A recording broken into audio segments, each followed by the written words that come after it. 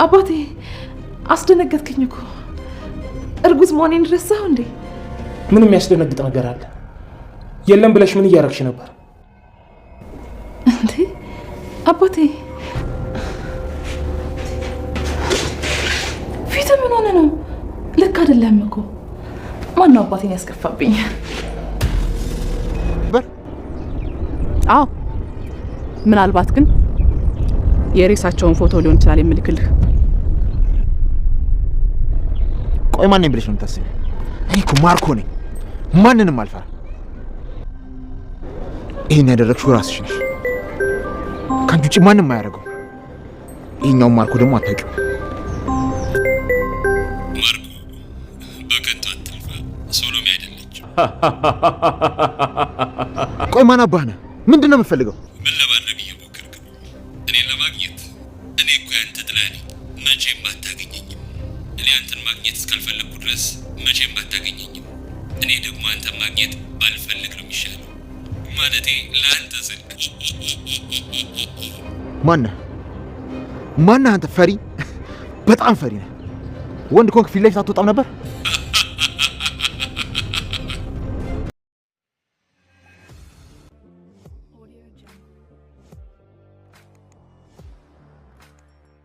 አብርሃም ዲናን ሰርፕራይዝ አረጋት።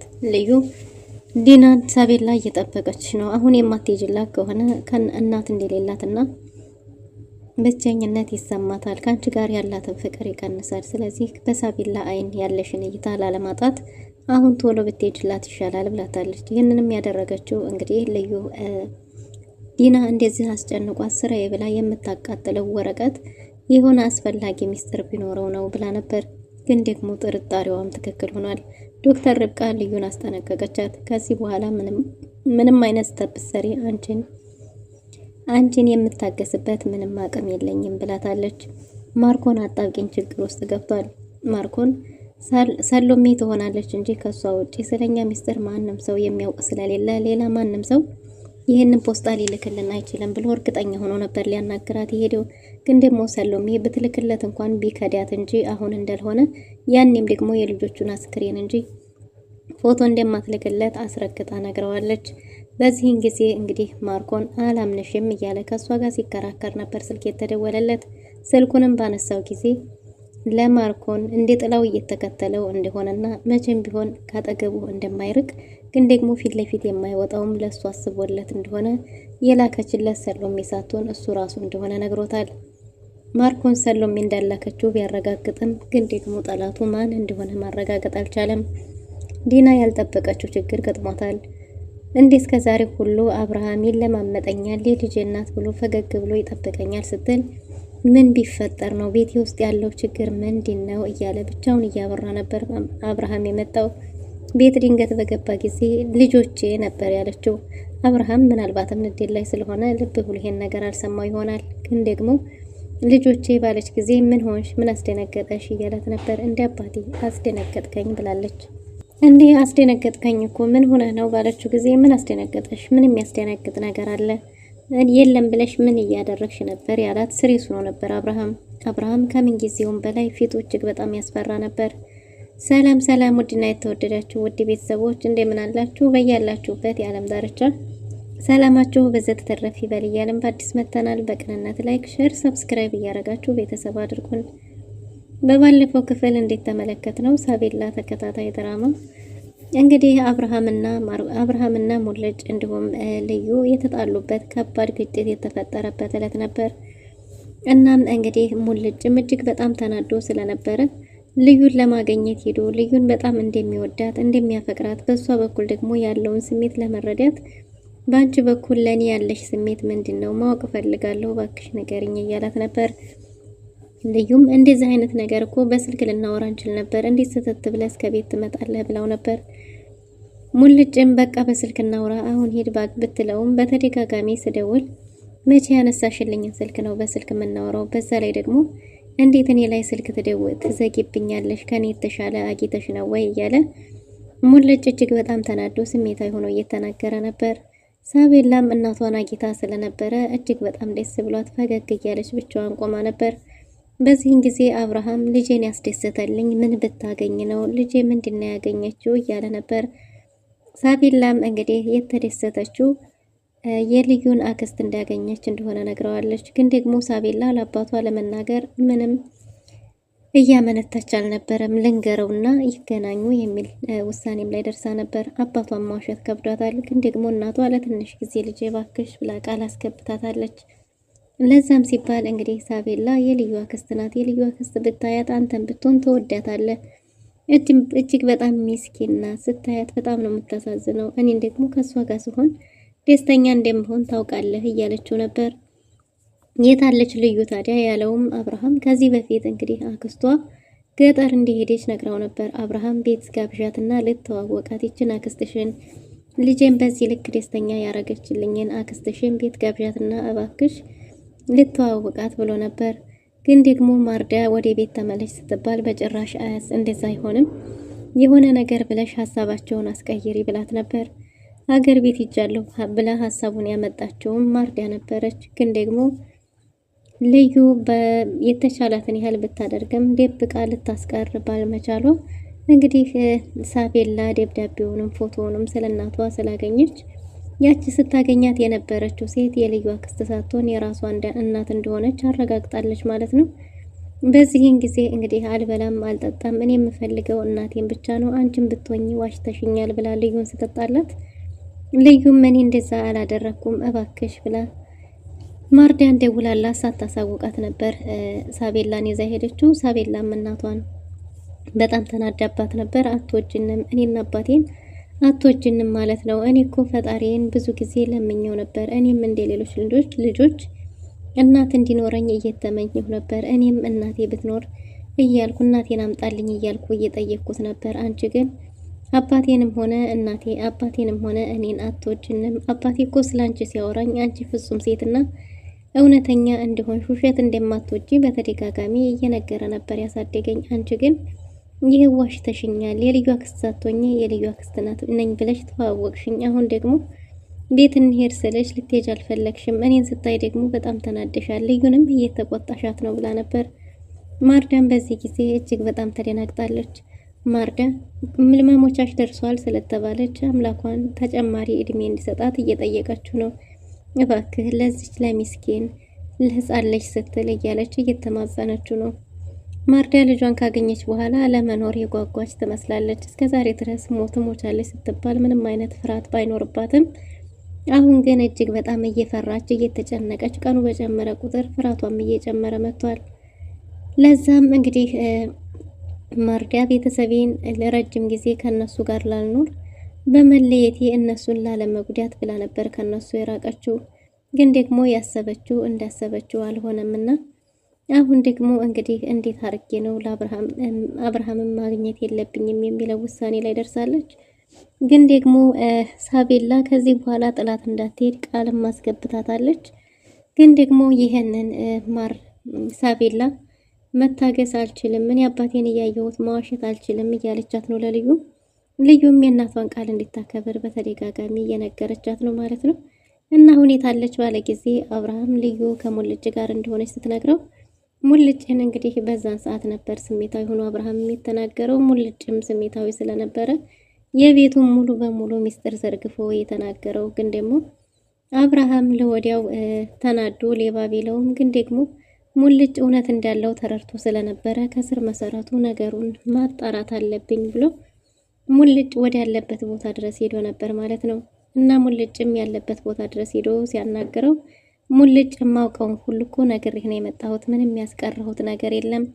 እናም እንግዲህ እኔ ሁሉንም ነገር ነግሬህ መጥቻለሁ። አንተ ግን ቤትህን ላውንም ታቹንም ዙሪያውን ፈትሽ ብሎታል። ከዚህ የተለየ ምንም ነገር ልልህ አልችልም እያለ ነው። ሙልጭ ምንም የሚያውቀው ነገር ቢኖርም ግን ደግሞ ይሄን ነገር ከተናገርኩ ምናልባት ልዩ አደጋ ውስጥ ትሆናለች ብሎ ልዩ በሰዓቱ ብታበሳጨውም ግን ደግሞ በእሷ መጨከን አልቻለም። እናም እሷን ችግር ውስጥ ከምትገባ እኔ እንደዚሁ እየተናደድኩ ችለዋለሁ ብሎ ወስኗል። እናም ሙልጭ እንግዲህ አብርሃምን እሱ በራሱ መንገድ እንዲደርስበት ነገሩን ጠቁሞታል። አብርሃምም ትንሽ ገንዘብ ሰጥቶት ያለውን እውነት እንዲነግረው ፈልጎ ነበር። ተጨማሪም እሰጥሃለሁ ብሎት ነበር። ሙልጭ እንግዲህ ገንዘብ ያለው ሰው ሁሉን ነገር ማድረግ እንደሚችል ነው የሚሰማው። እንደዛ ቢሆን ኑሮ ቤት ውስጥ ያለውን ነገር ሁሉ ልታቅ ትችል ነበር። ግን ደግሞ ስህተትህ ምንድን ነው? ያንተን ቤት ጉዳይ የውጭ ሰው እንዲነግርህ መጠበቅህ ነው። ንቃ፣ ለምንድን ነው ተላላ የምትሆነው ብሎታል። አብርሃምም ሰው አማኝ እንደሆነና ይሄ ሰው ማመኑ ደግሞ እየጎዳው እንደመጣም ተናግሯል። ለዛም ሲባል እንግዲህ ሙልጭ በተደጋጋሚ እኔ ልልህ የምችለው ይህን ብቻ ነው እያለ ቤቱን እንዲቃኝና ቤት ውስጥ ያለውን ነገር በትኩረት እንዲመለከት ነግሮታል ማለት ነው። እናም እንግዲህ አብርሃምና ሙልጭ በዚህ ሁኔታ ተለያይተዋል። ሙልጭ በገንዘብህ ሁሉን ነገር የምታደርግ ከመሰለ ከዚህ በኋላ ወደዚህ ሰፈር እግርህን እንዳታነሳ፣ እዚህ ሰፈር በጭራሽ እንዳላገኘ ብሎ አስጠንቅቆ ጥሎት ሄዷል። አብርሃምም ሙልጭ እያለኝ ያለው ምንድን ነው? የዲናና የማርኮንስ ግንኙነት ምንድን ነው እያለ ብቻውን እያወራ የተፈጠረው ነገር አንተ አብርሃም ሳትሆን አብርሃም በጉነህ አንተ እንዴት የውጭ ሰው ስለ ቤትህ እንዲነግርህ ትፈልጋለህ እያለ የተናገረውን ነገር እያብሰለሰለ አብርሃም መንገዱን ቀጥሏል። ዲና የልጆቿን ፖስጣ ማቃጠል ፈልጋለች። ይሄ ፎቶ ከተገኘ አብርሃም ካገኘው የዚህ ቤት ቆይታዬ ያልቅልኛል እያለች እጅግ በጣም ተጨናንቃለች። ለዛም እንግዲህ ፎቶዎቹን ማጥፋት አለብኝ ብላ ወስናለች። ቆሻሻ ውስጥ ባስቀምጠው ልዩ ታገኝብኛለች፣ የት ላድርገው ብላ የመጨረሻ የመጣላት መፍትሄ ማቃጠል ነበር። ልዩም ዲና ስራዬ ብላ ክብሪት ይዛ ስትወጣ ይሄ ነገርማ ይሁን የተደበቀ ነገር አለ ብላ ተጠራጥራ ስለነበር ተከታትላት ነበር። ተከታትላት ከሄደች በኋላ እንግዲህ ሳቤላ እንደምትፈልጋት ነግራታለች። ዲናም ምን ልታረጊ ነው የመጣሽው? በቃ ስጨርስ እመጣለሁ ብላት ነበር። አሁን ስራ ላይ ነኝ ብትላትም አይ ቶሎ ማትሄጂላት ከሆነ ሳቤላ ታዝንብሻለች። አብርሃም ቢሆን ቶሎ ይሄድላት ነበር። በዛ ላይ እናቷ እንዳልሆንሽ ትጠራጠራለች። ስለዚህ ቶሎ ሄጅላት ብላት ነበር።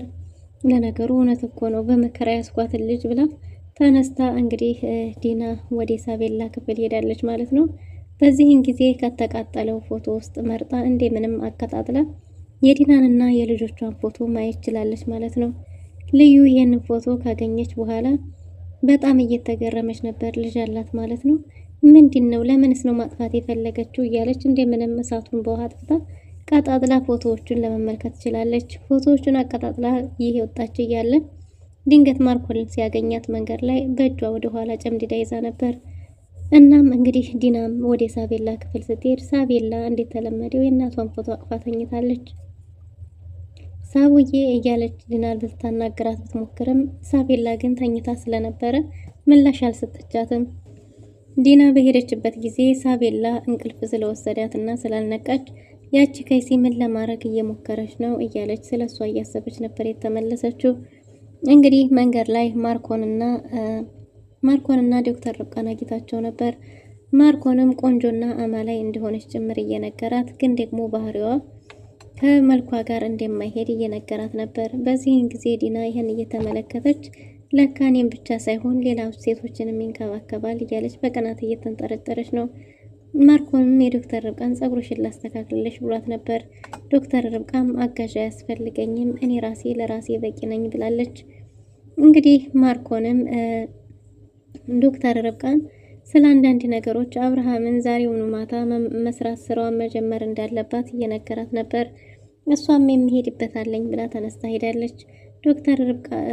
ዲናም ዶክተር ርብቃ መንገድ ዘግታባት ነበር። ዶክተር ርብቃ ዲናን ገፍትራ ጥላት ሄዳለች። ዲና ማርኮንን እንዴት እንደዚህ ታረጋለህ? ለካ ብዙ ሴቶችንም መንከባከብ ትችላለህ እያለች ነው።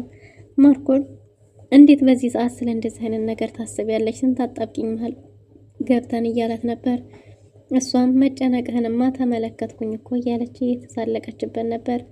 ግን ደግሞ እንግዲህ ዲና በልዩ ተናዳ ልዩን እየተጣራች ሳለ ልዩ ክችን ነበረች። ልዩም እንግዲህ እንዴት ነው ሳቤላ ከተኛች በኋላ ፈልጋሽ ያለች አልሽኝ? ምን አስበሽ ነው ብላት ነበር። ልዩም እኔ ምን ላስብ እችላለሁ? ምናልባትም ቶሎ አልሄድሽላት ቆይተሽባት ሊሆን ይችላል ብላታለች። ሱቅ ሄዳለሁ ብለሽ ነበር ምን ገዝተሽ መጣሽ ባለቻትም ጊዜ እንግዲህ ሱቅ ሄዳ የገዛችው እቃ የሚያስፈልጋትን እንደሆነና ግን ደግሞ ሳታገኝ ስለቀረች ጥላው እንደመጣች እንደተመለሰች ተናግራለች። ግን ደግሞ ዲና እየተጠራጠረች ነው። ምን ለማድረግ እያሰብሽ ነው ብላት ነበር። እና በጣም አስደነገሽኝ ባለችም ጊዜ እንግዲህ ፊቴ ያስፈራል ወይ እያለች ነው። ልዩ የሆነ ያበረታት ነገር ያለ ትመስላለች። በዛ ላይ ደግሞ አብርሃምን ያልጋ ቁራኛ ሊያረጉ እንደሆነም ሁሉን ነገር አውቃለች። ልዩ እኔ እያለሁ በጭራሽ ማናችሁም እንድትጎዱት አልፈቅድም እያለች ነው። አብርሃም በዛ ላይ እሳት ሆኖ ወደ ቤት መጥቷል። ፖስጣም ይዞ ነበርና በእጁ ፖስጣውን ዲና ልታየው ፈልጋ እንዲታየው አልፈቀደላትም። ይህ ነገር በጣም ስላጨናነቃት ዲና ለማርኮን ደውላ ነግረዋለች። ማርኮንም እጅግ በጣም ተደናግጧል። ሁሉንም ነገር አውቋል። ወደኛ ጋር የመጣው ፖስጣ ነው እሱም ጋር ያለው። ለዛም እንግዲህ አውቋል መሰለኝ በጣም ተቆጥቷል እያለችው ነበር። ማርኮንም በቃ ከዛሬ ጀምሮ መሞትም ካለበት እንገለዋለን እንጂ መሸነፍ የለብንም እያለ ነው። ዲና ወደ ልጆቻችን እንመለስ ብላለች። ማርኮንም በዚህ ድርጊቷ በጣም ተናዶባታል። አንቺ ሁልጊዜ የሆነ ነገር ሲፈጠር መሸሽን ነው የምትመርጨው፣ መጋፈጥ ነው እንጂ መሸሽ የለብንም፣ ማሸነፍም አለብን። አብርሃም ያልጋ ቁራኛ መሆን አለበት፣ የሚሞትም ከሆነ መሞት አለበት እያለ ነው። ዶክተር ርብቃንም ዛሬ ስራሽን ጀምሪ ተብላ መርዙን ተሰጥታለች። ከዚህ በኋላስ አብርሃም መልሶ ዲናን አምኗት ሚስተር ጓት ይቀጥል ይሆን? ምን ሊፈጠር ይችላል የሚለውን በቀጣይ ክፍል ይዘን የምንመጣ ይሆናል። ለዛሬ የነበረን ቆይታ ይመስል ነበር። መልካም ጊዜ